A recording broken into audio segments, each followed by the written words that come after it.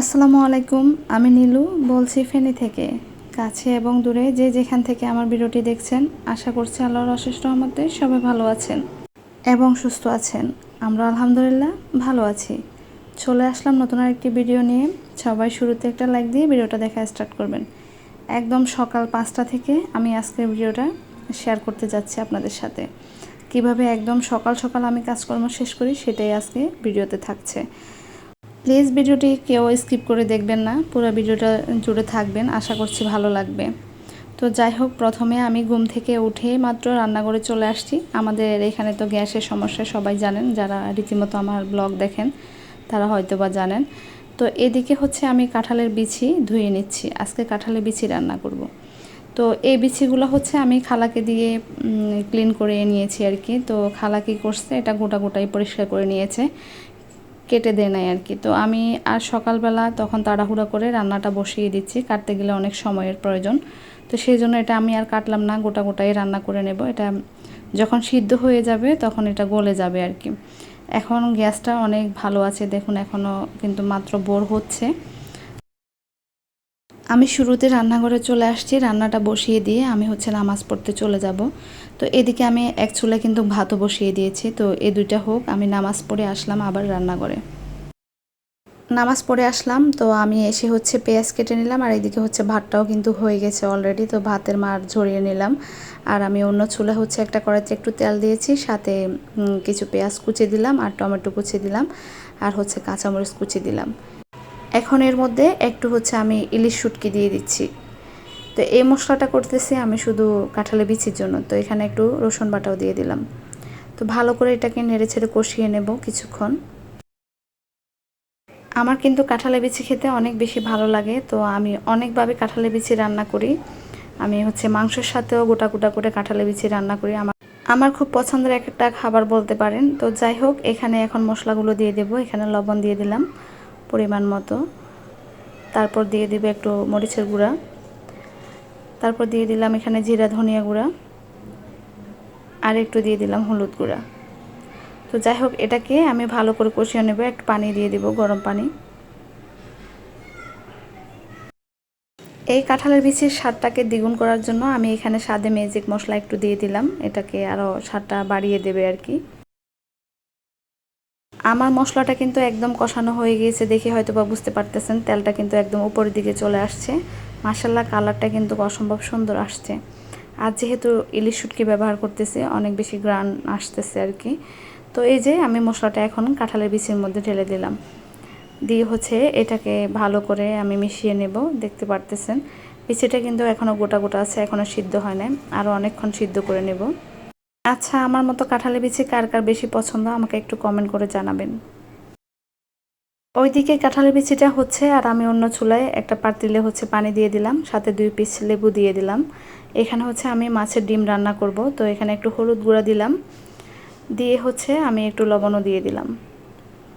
তো মাছের ডিমটাকে প্রথমে একটু সিদ্ধ করে নেব। এই যে ডিমটাকে আমি ধুয়ে নিয়েছি, এটা গোটা অবস্থা হচ্ছে আমি দিয়ে দিলাম, এটাকে একটু সিদ্ধ করে নেব। এইখানে আমি যে লেবুটা ব্যবহার করলাম এটাতে অনেক বেশি গ্রান আছে আর কি, এটা বাতাবি লেবু বলতে পারেন। তো যাই হোক, এদিকে কাঁঠালের বিচিটা একদম গলে গিয়েছে, দেখে হয়তো আপনারা বুঝতে পারতেছেন অনেকটা গলে গিয়েছে এটা। তো আমাকে আর কষ্ট করে এটা কাটতে হয় নাই, এভাবে দিয়ে দিয়েছি। কাটতে গেলে অনেক বেশি সময়ের প্রয়োজন। আসলে সব কাজ আমাদেরকে সেভাবে বুঝে কাজ করতে হবে, সময় নষ্ট করলে এদিকে গ্যাস চলে যাবে। তো সেই কারণে একটু বুঝে শুনে কাজ করতে হয় আর কি। তো তারপর হচ্ছে আমার রান্নাটা কিন্তু কমপ্লিট হয়ে গেছে। আমি এখানে একটু ধনিয়া পাতাও দিয়ে দিলাম। আমি কিন্তু এখানে একটু বাগারও দিয়ে দিলাম, সেটা কিন্তু স্কিপ হয়ে গেছে, হয়তো বা আমি করতেও ভুলে গেছিলাম ভিডিওটা। তো যাই হোক, আমার রান্নাটা হয়ে গেছে, আমি চুলাটা অফ করে দিলাম। এখানে হচ্ছে আমি হাঁড়িতে একটু তেল দিয়ে দিয়েছি, তেল দিয়ে হচ্ছে আমি তেলটা গরম হয়ে আসছে, এখানে সব কিছু দিয়ে দিলাম। পেঁয়াজ, তারপর হচ্ছে রসুন বাটা, কাঁচামরিচ, তারপর হচ্ছে টমেটো, আর একটু ইলিশ শুটকিও দিয়ে দিলাম, দিয়ে এটাকে ভালো করে ভেজে নেব। আমি এখানে ডিমের মধ্যে একটু ইলিশ শুটকি ব্যবহার করেছি যাতে গ্রানটা ভালো আসে, সেই জন্য আর কি। তো এটা হয়তো বা কেউ দেয় না, আমি দিয়েছি, আমার কেন জানি না আজকে মনে হচ্ছে ইলিশ শুটকি দিয়ে রান্না করলে বেশি ভালো লাগবে খেতে। তো যাই হোক, আমি এটাকে একটু ভেজে নেব। ভেজে নেওয়ার পর হচ্ছে এখানে দিয়ে দিলাম একটু স্বাদ মতো লবণ, আর এখানেও আমি স্বাদে ম্যাজিক মশলা ব্যবহার করতেছি। আমি আসলে ম্যাজিক মশলাটা একটু বেশি খাই, কেন জানি না, অল্প পরিমাণ দিলেও আমার কাছে মনে হয় যে টেস্টটা একটু মানে খুব ভালোবাসে আর কি। তো জানি না কারা কারা এভাবে ম্যাজিক মশলা ব্যবহার করেন। তারপর দিয়ে দিলাম এখানে মরিচের গুঁড়া, জিরা ধনিয়া গুঁড়া, সাথে দিয়ে দেবো হলুদ গুঁড়া। নেড়ে ছেড়ে এখানে আমি এখন দিয়ে দেবো একটু পানি, যাতে মশলাটা পুড়ে না যায়। এখন হচ্ছে এটাকে ঢাকনা দিয়ে ঢেকে দেবো, মশলাটাকে কিছুক্ষণ কষিয়ে নেব যাতে ইলিশ শুটকিটা একদম গলে যায় আর কি। মশলাটা কিন্তু একদম কষানো হয়ে গেছে, পাতিলে একটু লেগে গিয়েছে, তার কারণ হচ্ছে আমি প্রথমে এটাতে একটু ডিম সিদ্ধ করেছিলাম, সেই জন্য। আসলে হানিকনের যে পাতিলগুলো আছে এগুলোতে হচ্ছে পাতিলের মধ্যে লাগে না আর কি রান্না করলে। এটাতে আজকে যেহেতু আমি আগে হচ্ছে ডিমটা সিদ্ধ করেছিলাম, সেই জন্য একটু লেগে গিয়েছে।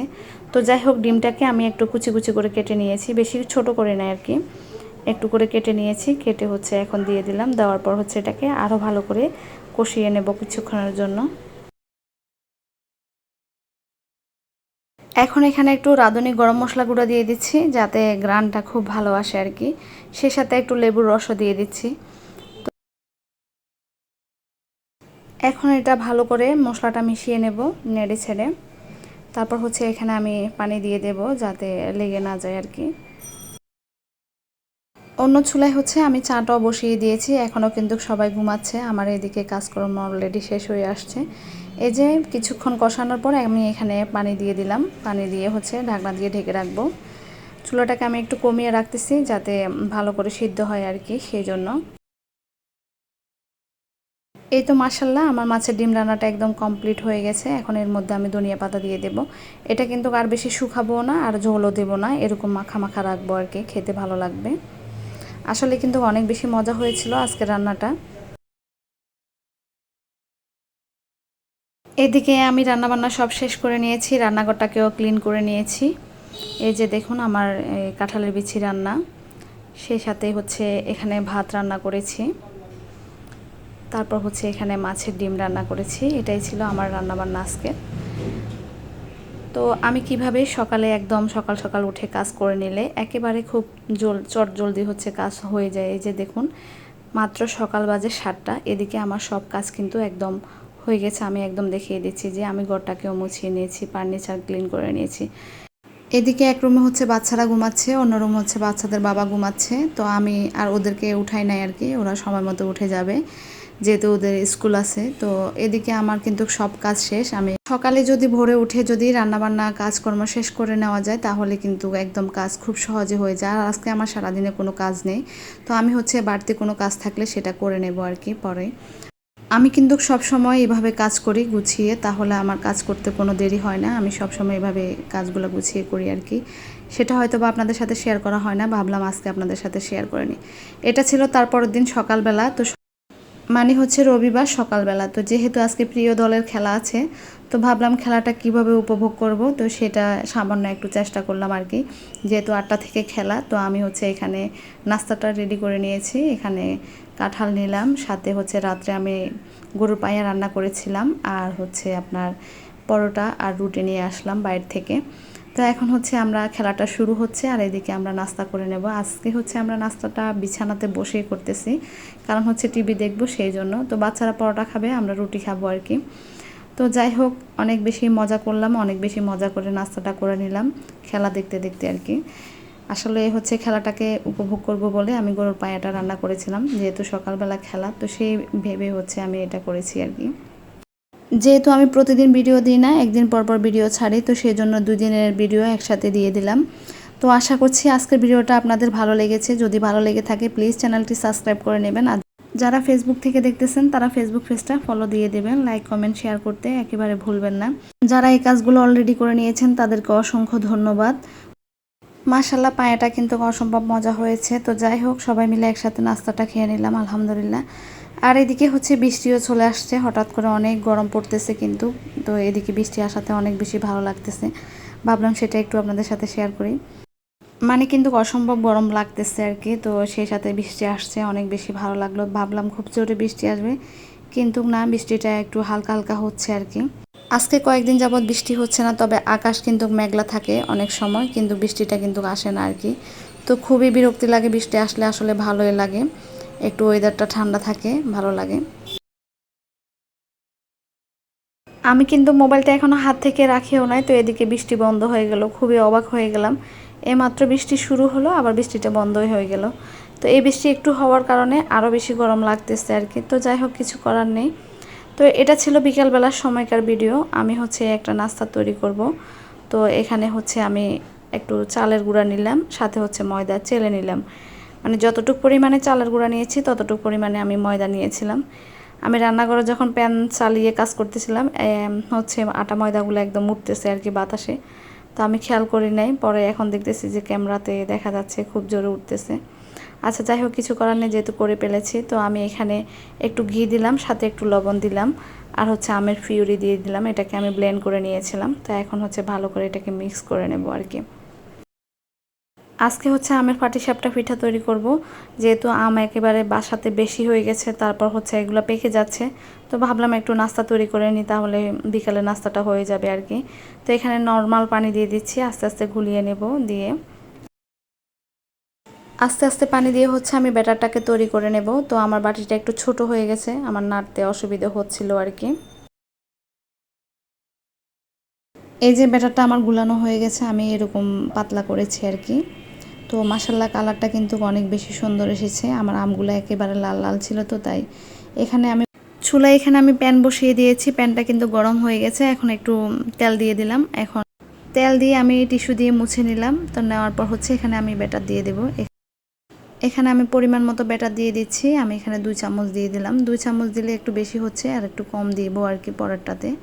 তো দিয়ে হচ্ছে আমি ঘুরিয়ে দিচ্ছি, এটাকে ঘুরিয়ে ঢাকনা দিয়ে ঢেকে দেবো। চুলার আঁচটা কিন্তু মিডিয়ামে রাখতে হবে, একদম লোতেও না একদম জোরেও না। আমি আর একটু কমিয়ে দিচ্ছি। তো যাই হোক, ঢাকনা দিয়ে ঢেকে দেব। এই তো আমি নাস্তাটা তৈরি করে নিয়েছি। আসলে হচ্ছে আমার ভিডিওটা স্কিপ হয়ে গেছে। আমি পিঠা উঠানোর সময় যে ভিডিওটা করেছি ওটা কি কেন জানি না ডিলিট হয়ে গেছে। আচ্ছা যাই হোক, এখানে আমি পিঠাটা উঠে নিয়েছি। আমি এখানে শুধু পাটিসাপটাটাই বানিয়ে নিয়েছি, এখানে ভিতরে কিছু ব্যবহার করি নাই। তো আসলে কিন্তু অনেক মজা লেগেছে খেতে, আর মাশাআল্লাহ কালারগুলো খুবই লাল আসছে। তো এখন হচ্ছে গরম গরম খেয়ে নিচ্ছি। তো যাই হোক, আজকের ভিডিওটা এ পর্যন্ত। সবাই ভালো থাকবেন, সুস্থ থাকবেন, আমাদের জন্য দোয়া করবেন। আপনাদের জন্য অনেক অনেক দোয়া রইল। আল্লাহ হাফেজ, আসসালামু আলাইকুম।